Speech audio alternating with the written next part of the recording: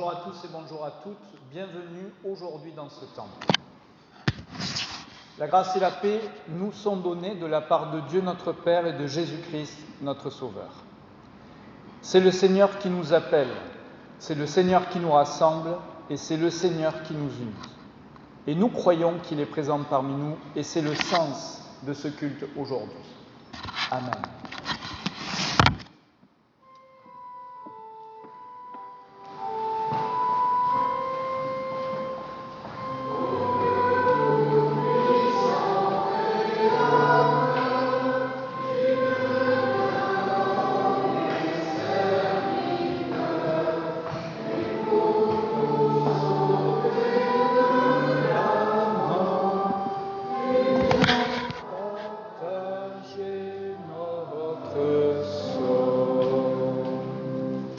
Et pour commencer ce culte, je vais vous inviter à nous unir dans la prière de louange.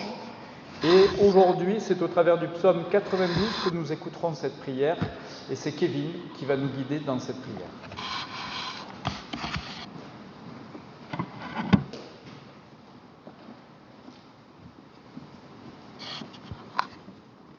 Il est bon, Seigneur, de te rendre grâce. Qu'il est bon de rendre grâce au Seigneur, de chanter pour ton nom, Dieu très haut, d'annoncer dès le matin ton amour, ta fidélité au long des nuits. Le juste grandira comme un palmier, il poussera comme un cèdre du Liban. Planté dans les parvis du Seigneur, il grandira dans la maison de notre Dieu. Vieillissant, il fructifie encore, il garde sa sève et sa verdeur pour annoncer « Le Seigneur est droit, pas de ruse en Dieu, mon rocher ». Amen. Et je vous propose de prolonger cette louange en chantant le psaume 92. Nous chanterons les 3 strophes.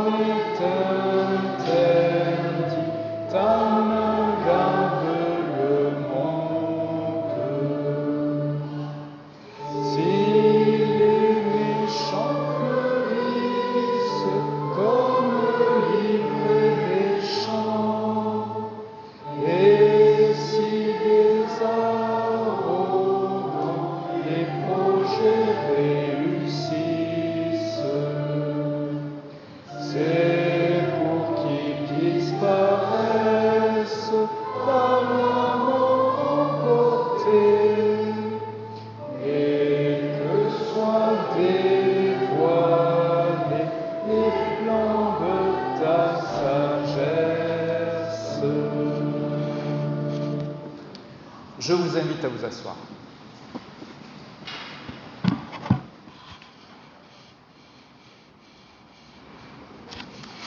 Écoutons l'enseignement que Dieu nous donne aujourd'hui. Et cet enseignement, je le trouverai au travers de l'un des 3 textes du jour. Nous allons écouter l'Évangile de Luc, au chapitre 6, les versets 39 à 45. Et voici ce que nous pouvons y lire. Et c'est Gérard qui va nous guider dans cette lecture.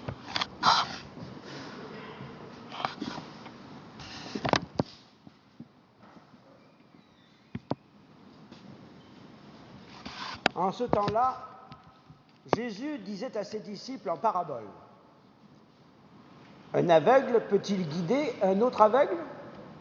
Ne vont-ils pas tomber tous les deux dans un trou?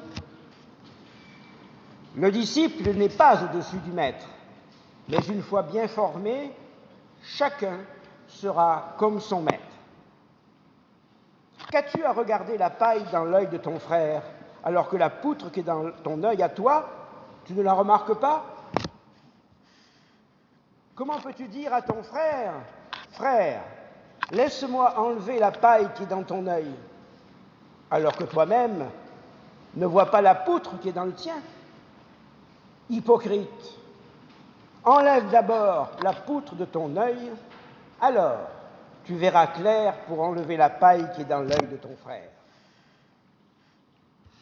Un bon arbre ne donne pas de fruits pourris. Jamais non plus un arbre qui pourrit ne donne du bon fruit. Chaque arbre, en effet, se reconnaît à son fruit. On ne cueille pas des figues sur des épines. On ne vendange pas non plus du raisin sur des ronces. L'homme bon tire le bien du trésor de son cœur qui est bon, et l'homme mauvais tire le mal de son cœur qui est mauvais. Car ce que dit la bouche, c'est ce qui déborde du cœur. Amen.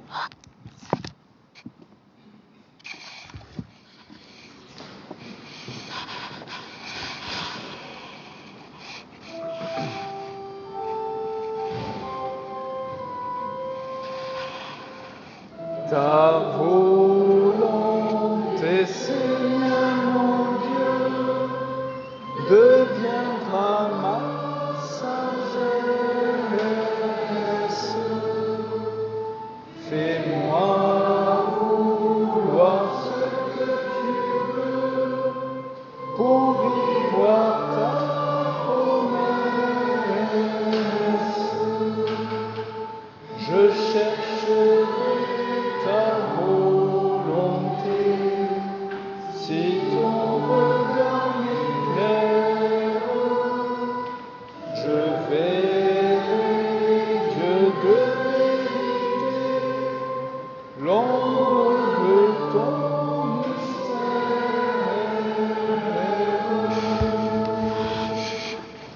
Et je vais vous inviter à nous unir dans la prière de repentance.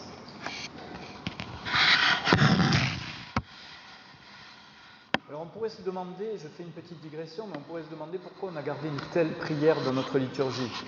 Est-ce qu'on a vraiment besoin de confesser nos péchés à Dieu? Est-ce qu'on ne peut pas être simplement dans l'amour, la confiance et la grâce?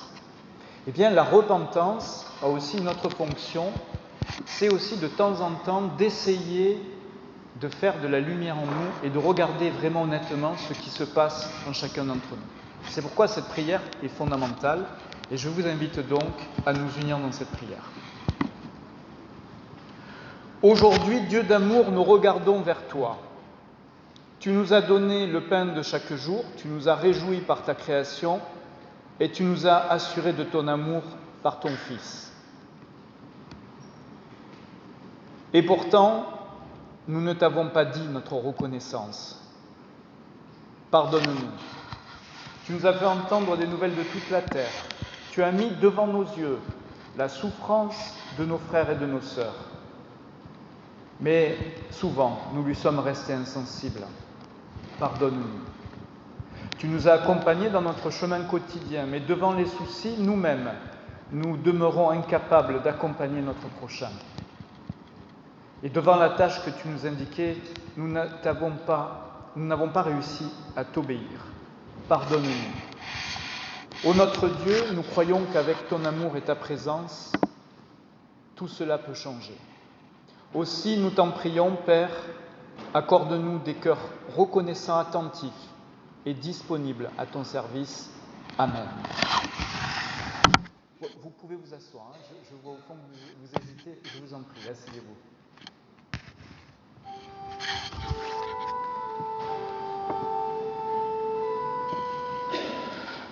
Jésus, jette un regard sur moi, accorde-moi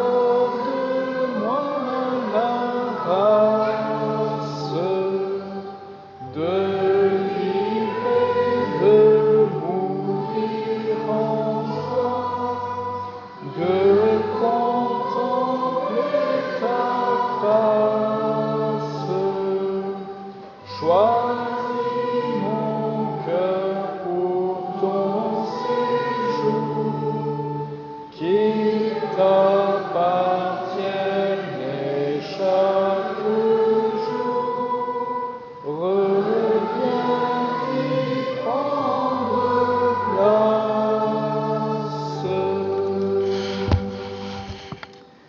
je vais vous inviter à vous lever pour recevoir l'annonce de la grâce, ou, comme certains aiment à l'appeler, la déclaration du pardon. Parce qu'en fait, c'est bien de ça dont il s'agit. C'est une annonce du pardon, pas juste de la grâce. Et voici ce que nous trouvons aujourd'hui dans l'un des 3 textes du jour. Voici ce que nous pouvons lire dans la première épître aux Corinthiens. Et lorsque cet être périssable aura revêtu ce qui est impérissable, quand cet être mortel aura revêtu l'immortalité, alors se réalisera la parole de l'Écriture, la mort a été engloutie dans la victoire. Ô mort, où est ta victoire? Ô mort, où est-il ton aiguillon? L'aiguillon de la mort, c'est le péché, et c'est ce qui donne la force au péché, c'est la loi. Rendons grâce à Dieu qui nous donne la victoire par notre Seigneur Jésus-Christ. Ainsi, mes frères bien-aimés, soyez fermes, soyez inébranlables. Prenez une part toujours plus active à l'œuvre du Seigneur, car vous savez que dans le Seigneur, la peine que vous vous donnez ne sera pas perdue. Amen.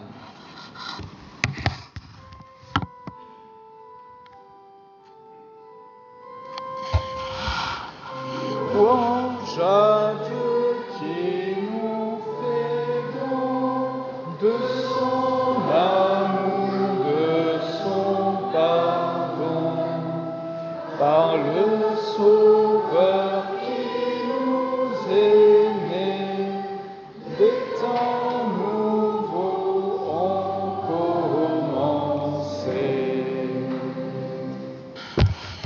Et je vais vous inviter à confesser notre foi.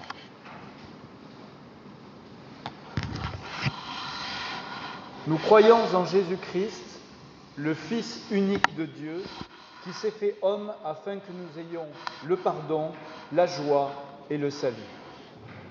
Nous croyons qu'il est mort et ressuscité pour nous donner la victoire sur la mort et l'assurance de notre propre résurrection. Nous croyons qu'il viendra dans la puissance et la gloire comme il est venu dans la faiblesse et dans l'humilité.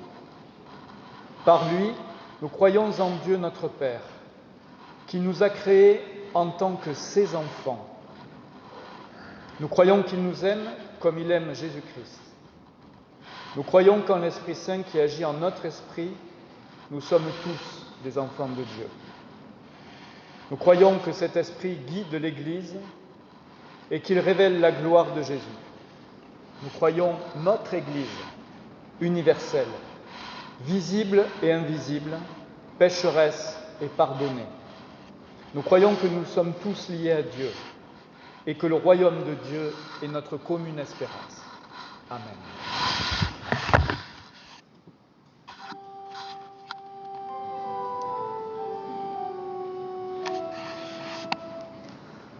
Ô grâce magnifique, dont Dieu seul est l'auteur, Jésus son Fils unique est notre Rédempteur, étoile matinale qui n'a pas son égal dans tout le firmament.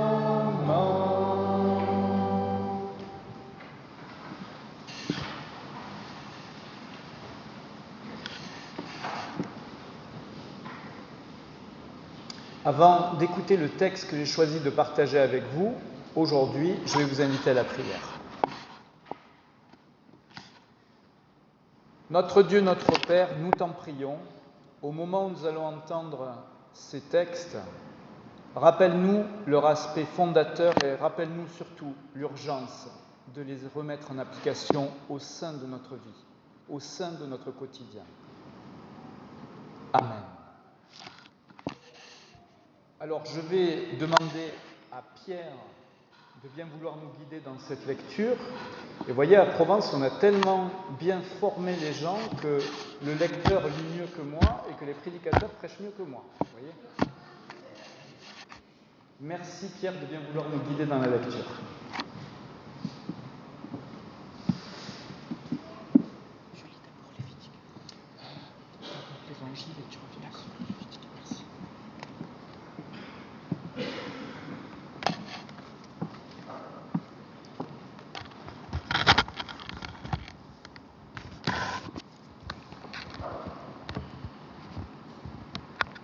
Évangile selon Luc, au chapitre 10, du verset 25 au verset 29. Et voici qu'un docteur de la loi se leva et lui dit, pour le mettre à l'épreuve, « Maître, que dois-je faire pour hériter la vie éternelle ?» Jésus lui dit, « Qu'est-il écrit dans la loi? Qui lis-tu » Il répondit, « Tu aimeras le Seigneur ton Dieu de tout ton cœur, de toute ton âme, de toute ta force et de toute ta pensée, et ton prochain comme toi-même. » « Tu as bien répondu, lui dit Jésus, fais cela et tu vivras. » Mais lui voulut se justifier et dit à Jésus, « Et qui est mon prochain ?» Amen.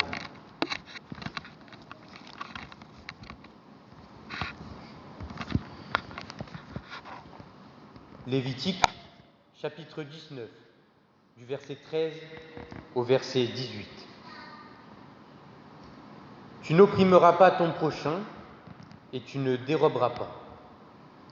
Tu ne retiendras pas chez toi la paye d'un salarié jusqu'au lendemain.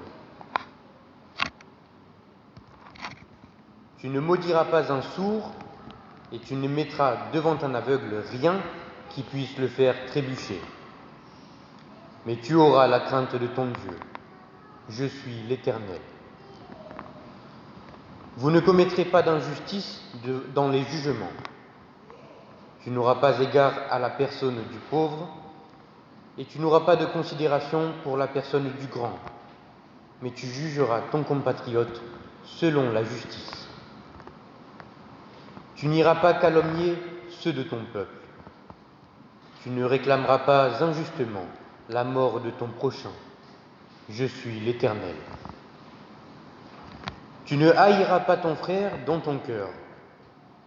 Tu auras soin de reprendre ton compatriote, mais tu ne te chargeras pas d'un péché à cause de lui. Tu ne te vengeras pas, et tu ne garderas pas de rancune envers les fils de ton peuple. Tu aimeras ton prochain comme toi-même. Je suis l'Éternel. Dieu d'Abraham, d'Isaac et de Jacob, Père, Fils, Saint-Esprit. Ta parole est la vérité, sanctifie-nous par la vérité. Amen. Et je vais vous inviter à présent à chanter ensemble le cantique 2203. Nous chanterons les 3 strophes. 2203.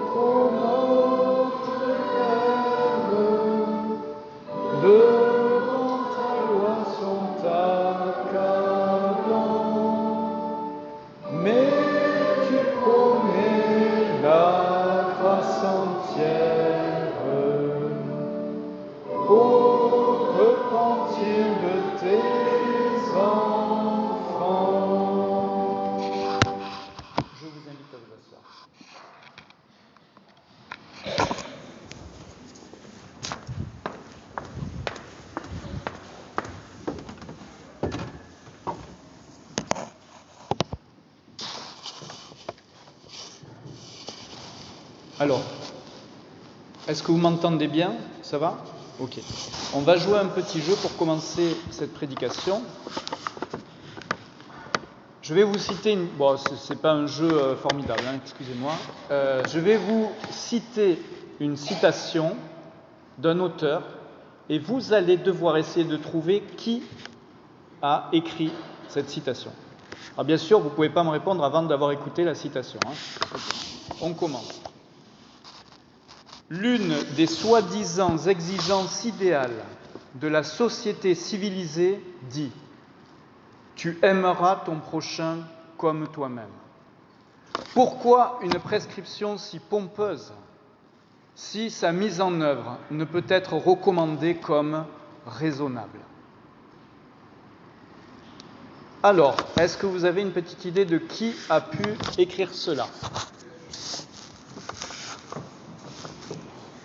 Pourtant, vous le connaissez, hein, je peux vous dire. Vous en avez entendu parler très souvent. Pas d'idée ? Alors, je vais vous répondre. Il s'agit de Sigmund Freud. Freud, dans un livre qu'il a publié en 1930 et qui s'appelle « Malaise dans la civilisation ». Freud y critique l'amour du prochain qu'il juge inapplicable comme idéal à cause du fonctionnement pulsionnel de l'être humain.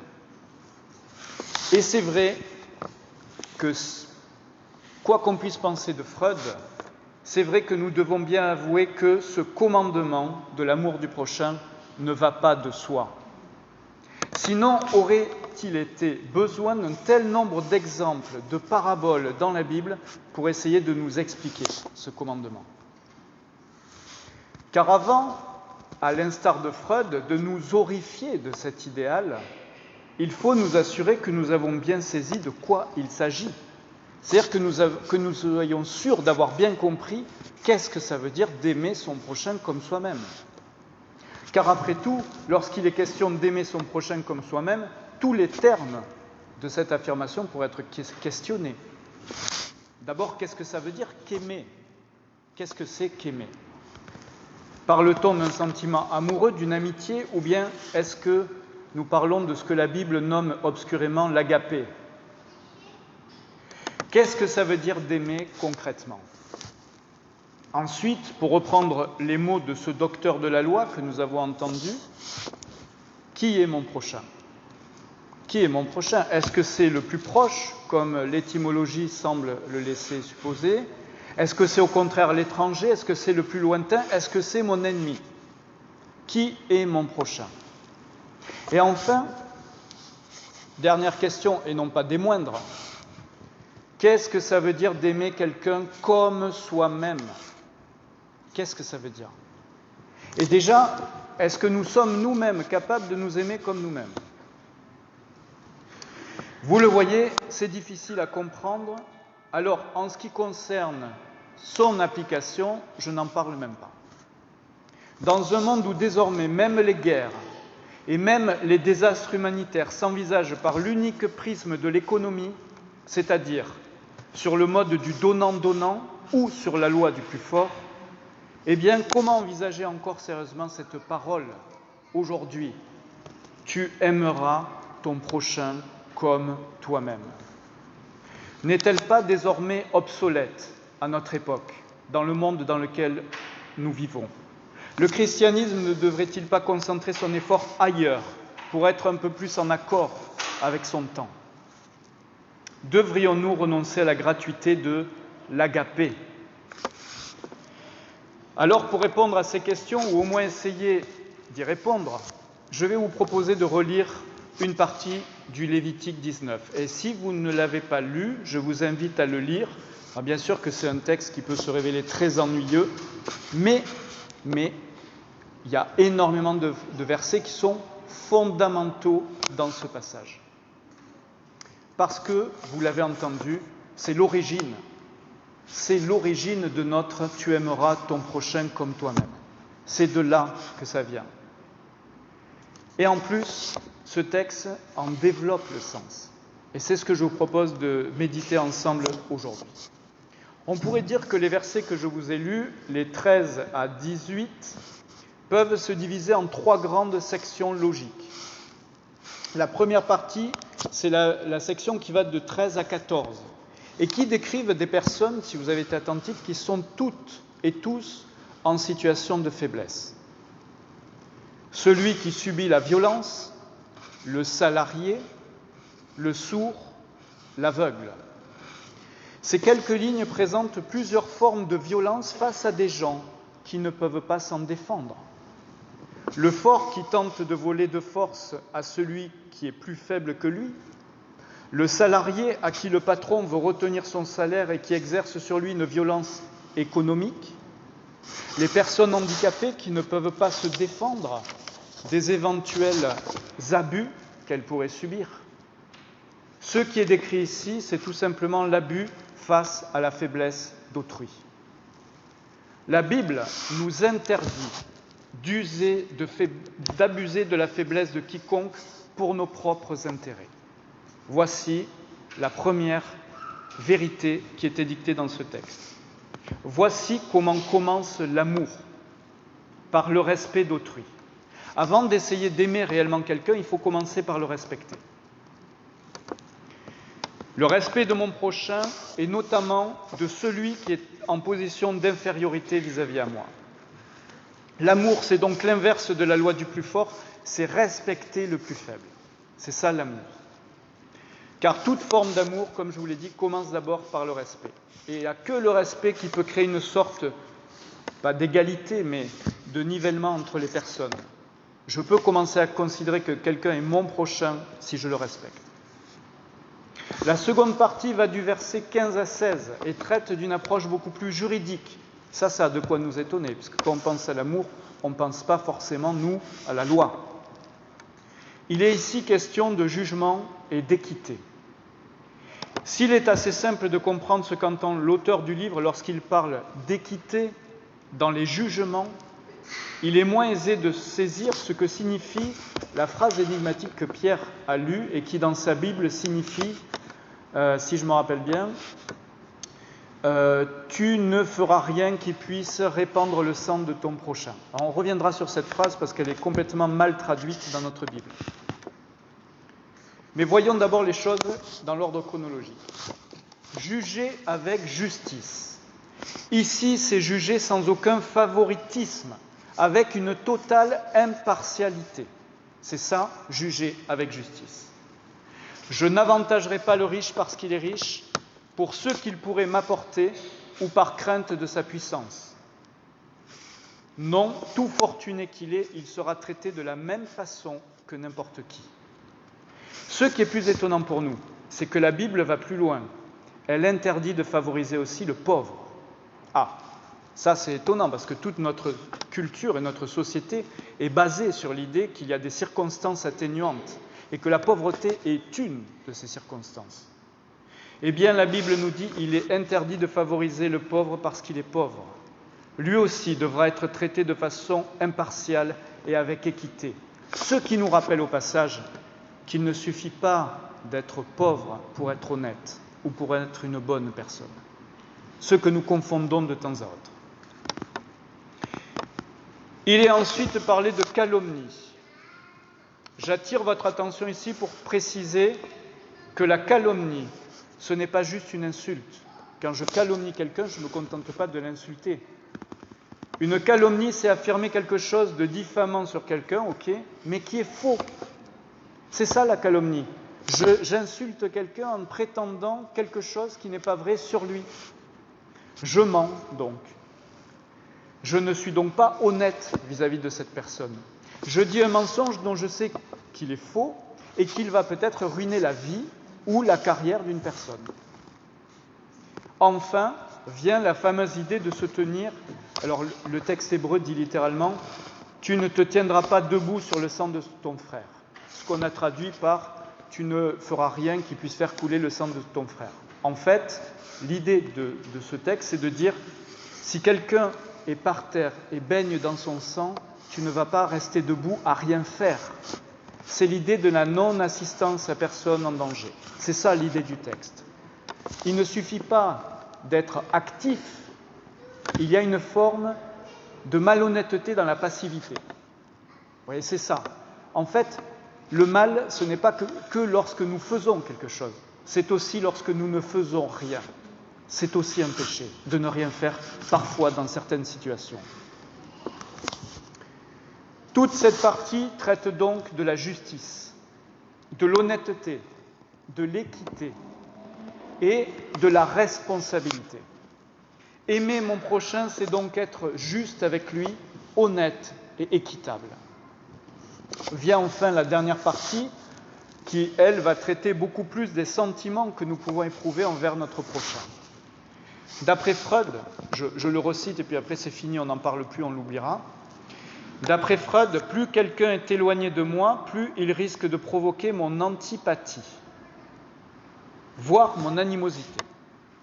Et d'ailleurs, vous savez qu'en français, un étranger, c'est celui qui est étrange, celui que je trouve étrange.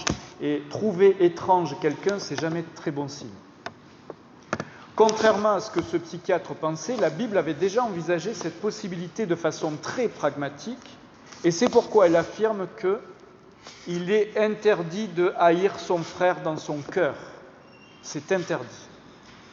Alors, les plus futés parmi vous pourriez me dire, mais haïr son frère dans son cœur, c'est redondant.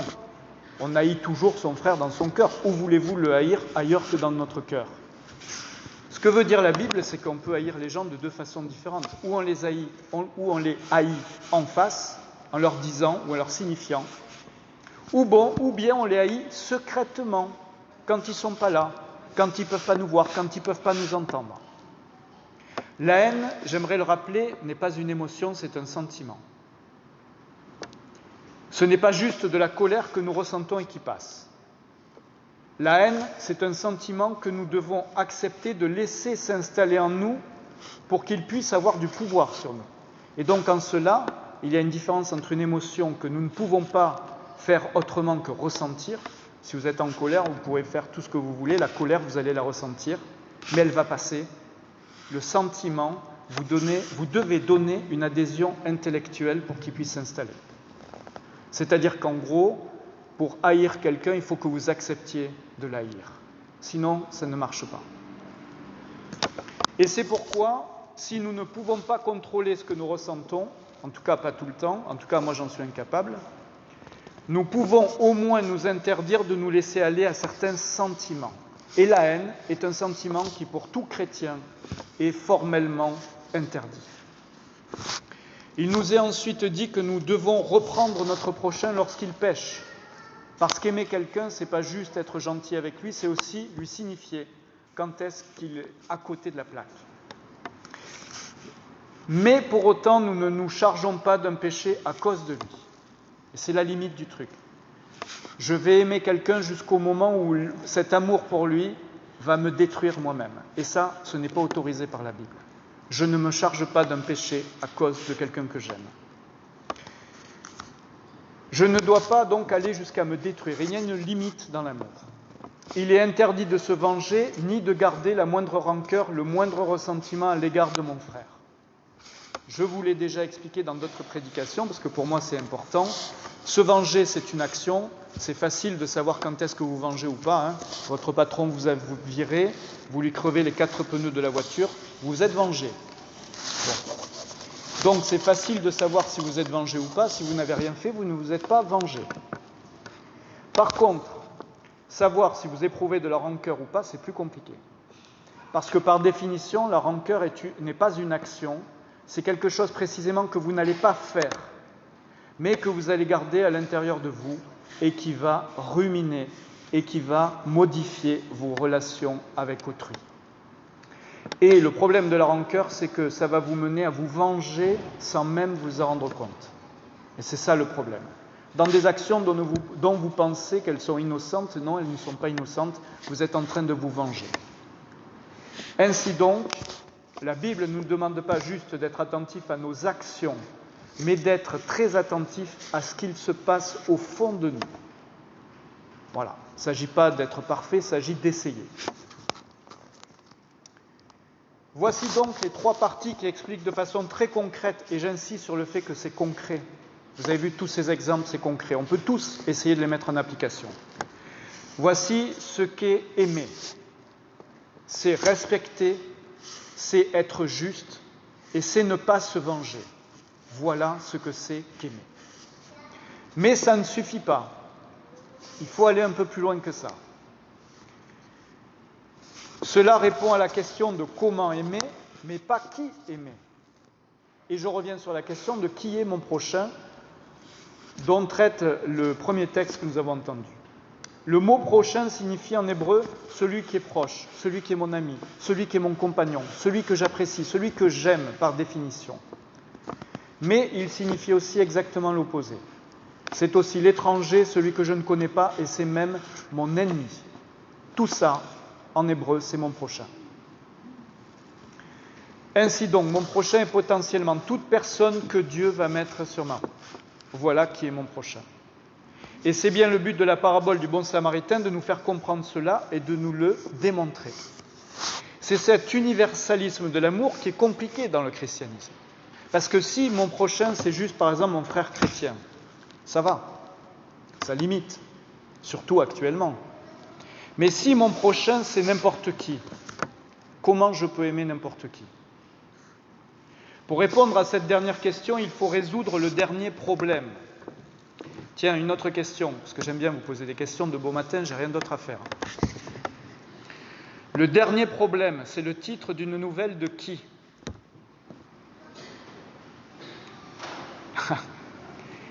Conan Doyle, le dernier problème.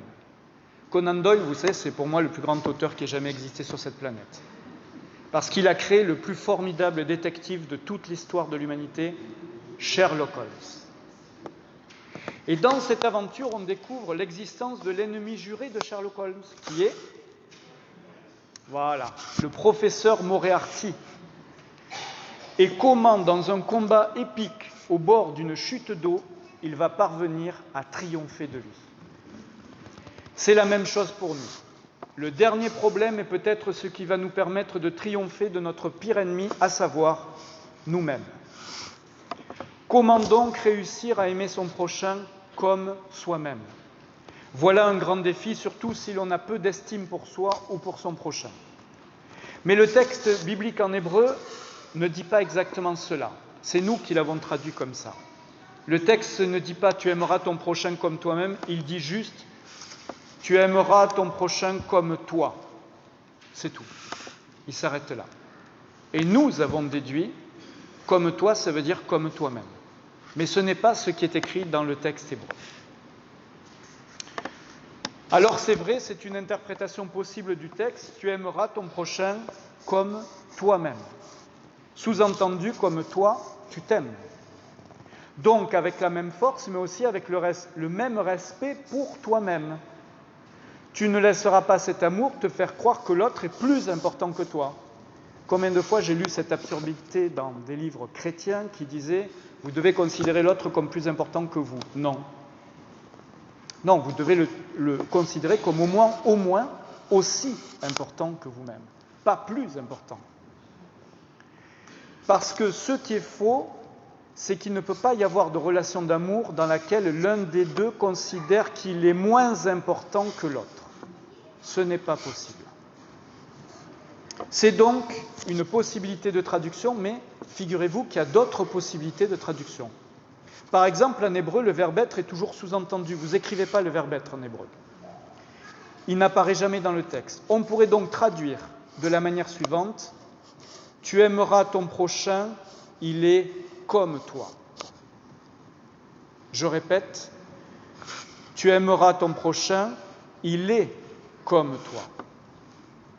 Et là, on retombe exactement sur la parole du bon samaritain qui me rappelle qu'en fait, même si l'autre me paraît étrange, c'est un humain comme moi. Il peut souffrir comme moi.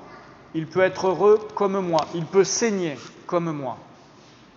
Et il est un enfant de Dieu comme moi. C'est pour cela que je peux l'aimer, car contrairement à ce qu'il me semble, il est comme moi. Et il reste une dernière traduction possible, et celle-ci, pour la comprendre, il faut se rappeler la fin du texte. La fin du texte ne termine pas par « tu aimeras ton prochain comme toi-même », mais par « je suis l'Éternel ». C'est ainsi que finit cette partie du texte. « Je suis l'Éternel » ici signifie Je suis l'Éternel ton Dieu qui t'a fait sortir d'Égypte. Je suis l'Éternel ton Dieu qui t'a aimé, le premier. C'est ça que signifie ici « Je suis l'Éternel ». Ce n'est pas une menace. Et voici donc la dernière traduction possible. Tu aimeras ton prochain comme toi, tu es aimé de moi, je suis l'Éternel. Voilà. Quel que soit le choix de traduction que vous choisirez, peut-être garderez-vous les trois sens, peut-être aucun, et peut-être que vous allez créer un nouveau sens encore, qui vous est plus personnel. Quoi que vous décidiez, sachez que ce vieux texte n'a pas été écrit juste pour que nous l'écoutions, mais pour que nous le mettions en pratique dans notre vie quotidienne. Contrairement à Freud qui doutait de la possibilité d'appliquer de tels préceptes, le Premier Testament explique patiemment comment il est possible d'aimer son prochain comme soi. D'ailleurs, de manière très pragmatique. Et le Christ, lui, ouvre cet amour à tout être humain, quel qu'il soit. Qu'il fasse partie de ma fratrie, de ma culture, de ma religion, peu importe. Qu'il soit du même sexe que moi ou pas, peu importe.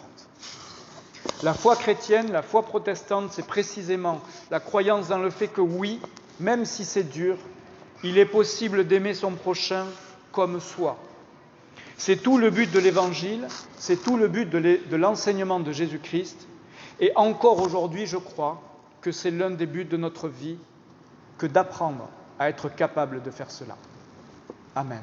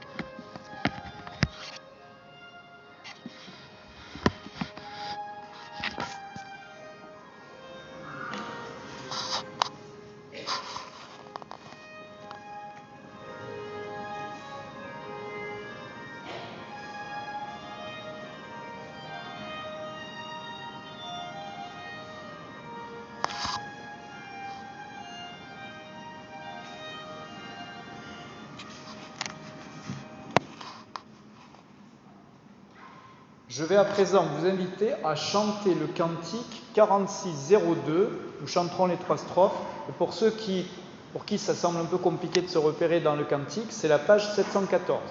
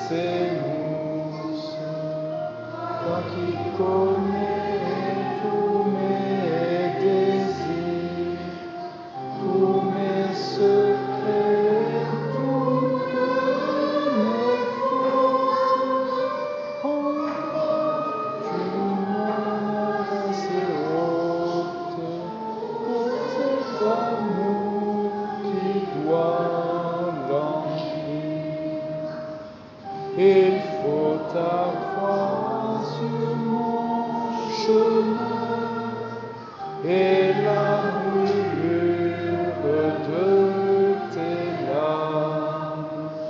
Il faut ce grand mystère humain, par quoi Seigneur tu me désarmes.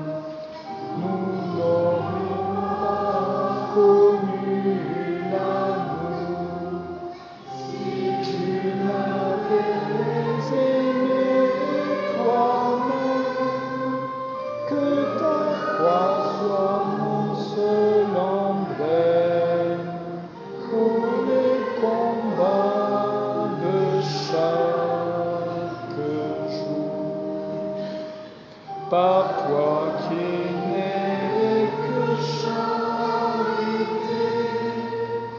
qu'ainsi je mette sur ma route où règne l'ombre, la clarté, la foi vivante où gît le doute, fait que j'oppose désormais au désespoir ton espérance, ton pardon sans bon à l'offense, à la haine, ô Jésus, ta paix.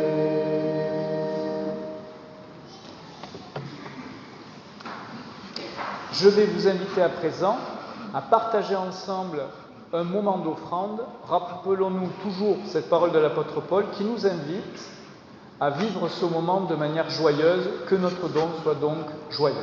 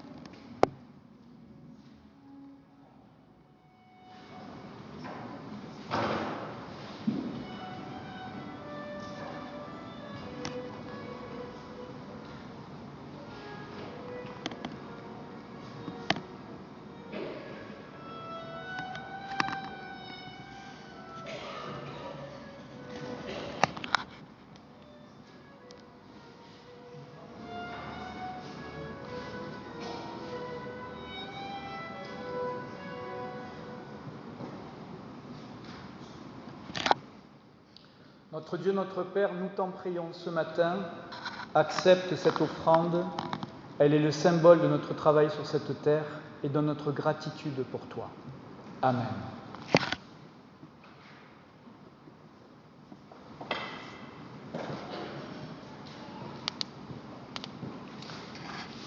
Je vais à présent vous inviter à nous unir dans la prière d'intercession et c'est Françoise qui va nous guider dans cette prière.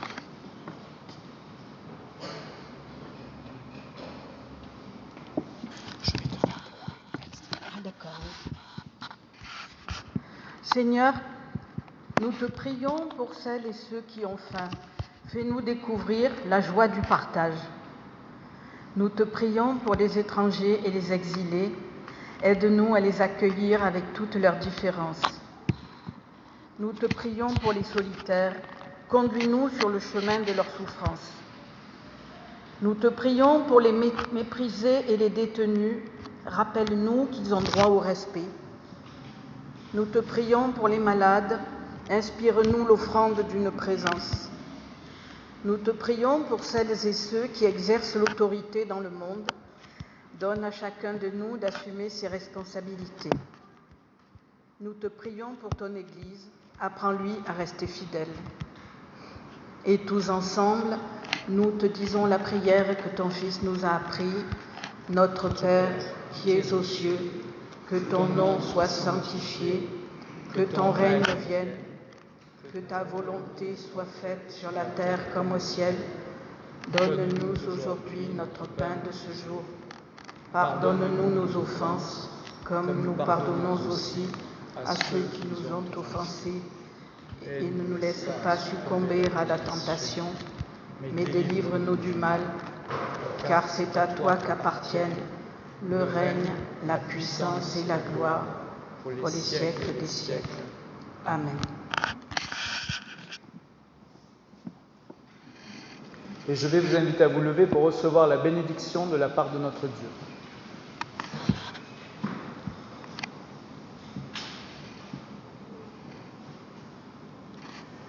Béni soit notre Dieu. Il nous a donné sa parole pour que nous l'entendions. Il nous a promis son royaume pour que nous l'espérions. Allez avec vos cœurs, avec votre force, avec votre foi. La joie de Dieu sera votre force. Le Seigneur de la paix vous donne lui-même sa paix, quoi que vous puissiez vivre à tous les instants de votre vie. Amen.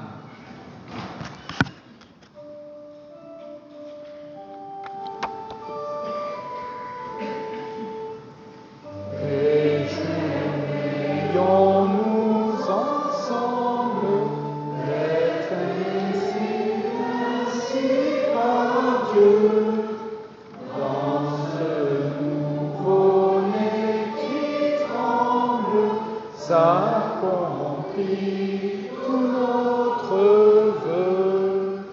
Il est sans voix, lui le Verbe, sans couronne, lui le roi. Dans l'oubli, le superbe, dans la nuit, dans seul ivoire, il dort en sa couche d'herbe, sous les fentes du vieux toit. Je vous invite à vous asseoir et je vais laisser la parole aux annonces. Mais avant ça, je voudrais demander à Didier, est-ce que l'école biblique? Non, ok, très bien. Alors, je voudrais demander à mon collègue Brian que je vois, as-tu des annonces à partager avec nous? Alors, je t'en prie.